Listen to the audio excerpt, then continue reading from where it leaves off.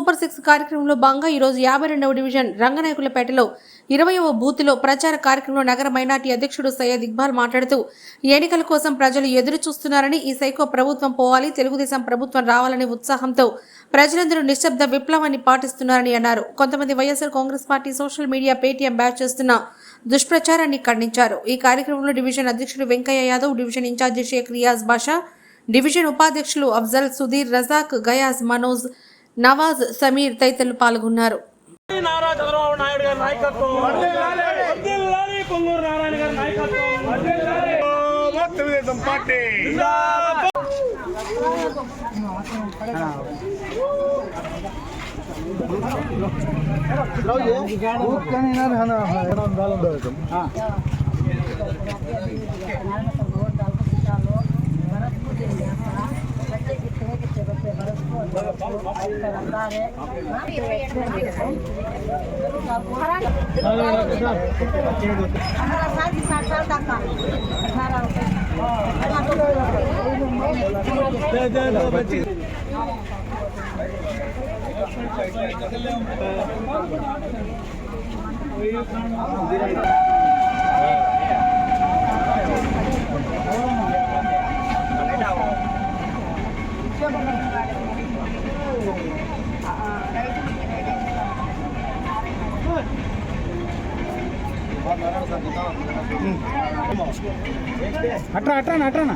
అట్రానా బాబునా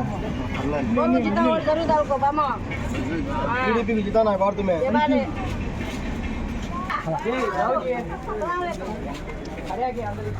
అనపట్టమే లేదు.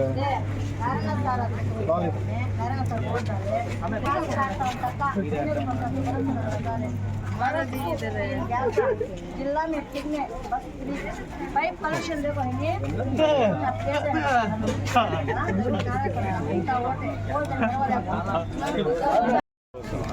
అందరికీ నమస్కారం.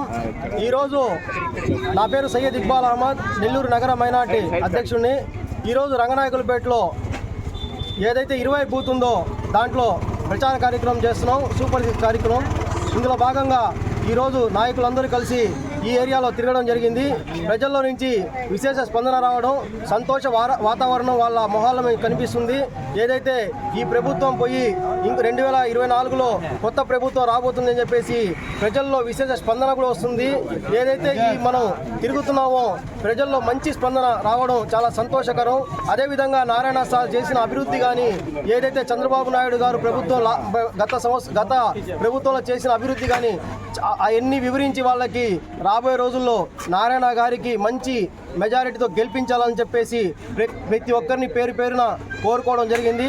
ఇదే విధంగా ఏదైతే మన 52వ డివిజన్ రంగనాయకులపేటలో శనివారం రోజు సాయంత్రం 23వ బూత్లో మనం ప్రచారం చేయడం జరిగింది. ఆ ప్రచారంలో భాగంగా ఏదైతే మా మహిళా శక్తి వాళ్ళు చాలామంది పోయి వాళ్ళ మహిళల్ని మాట్లాడడం జరిగింది. కొంతమంది YSR CP Paytm social media batch ఏదైతే ఉందో వాళ్ళు ఒక ఆడ మనిషిని అడ్డం పెట్టుకొని సీక్రెట్గా వీడియోలు తీసి ఎడిటింగ్ చేసి మరి సోషల్ మీడియాలో పెట్టడం జరిగింది. ఇది ఎంత అవమానకరం, బాధాకరం అంటే మీకు దమ్ము ధైర్యం ఉంటే చెప్తున్నాను, పూర్తి వీడియో పెట్టండి. ఎడిటింగ్ చేసి మా మనోభావాల్ని దెబ్బతీసే విధంగా పెట్టడం అనేది కరెక్ట్ కాదు. ఆ అమ్మాయి ఏమడిగింది, మాకు ఒకటే బిడ్డ ఉంది, మాకు అమ్మ ఒడి వస్తుందని. ముగ్గురు పిల్లలుంటే ఏం చేయాలి? ఒకరికి అమ్మ ఒడి వస్తే సరిపోద్దా? ఇద్దరికి మేము చదివించుకోబడలేదా? మాకు 3 పిల్లలు ఉన్నారు, 3 పిల్లలకి చదివించుకోవాలా, 3కి రావాలా, తల్లికి వందనం అని చెప్పేసి ఈ కొత్తగా తెలుగుదేశం ప్రభుత్వం అధికారంలోకి రాగానే ప్రవేశపెడుతుంది. ఈ విషయాన్ని మా సోదరి తెలియజేస్తే దానికి అడ్డుపడి మీ నారాయణ ఎక్కడికి వెళ్ళారు, మీ నారాయణ కరోనాలో ఏ సమయం ఎక్కడ పోయి దాంకున్నారని అడుగుతారు మీరా?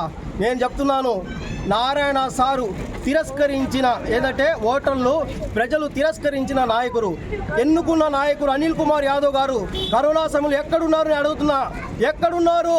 అదే నారాయణ గారు నారాయణ హాస్పిటల్లో మొత్తం ఆసుపత్రిని కరోనా పేషెంట్ల కోసం ఇచ్చారు. అదే నారాయణ గారు హాస్పిటల్ వెనకాల అంతిమ యాత్రల కోసం ఆ స్థలంని కాల్చుకోవడానికి ఇచ్చారు.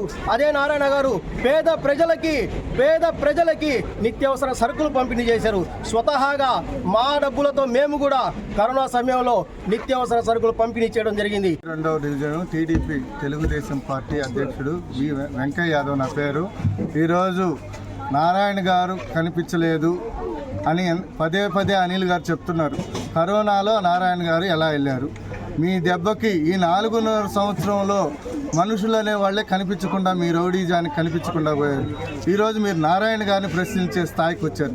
ముందు మీరు చేసి ఈ 4.5 సంవత్సరంలో మీరు చేసిన అభివృద్ధిని గురించి చెప్పుకొని జనాల్లో తిరగండి, కానీ ఎంతసేపటికి నారాయణ గారు తిరగలేదు, మళ్ళీ నారాయణ గారు నిలబడి ఓడిపోతే కనిపించాడు, ఈ ప్రచారం కాదు మీరు చెప్పుకోవాల్సి తిరగాల్సి. మరెన్నో వీడియోల కోసం మా ఛానల్ ని సబ్స్క్రైబ్ చేసుకుని పక్కనే ఉన్న బెల్ ఐకాన్ ని క్లిక్ చేసి యాక్టివేట్ చేసుకోండి.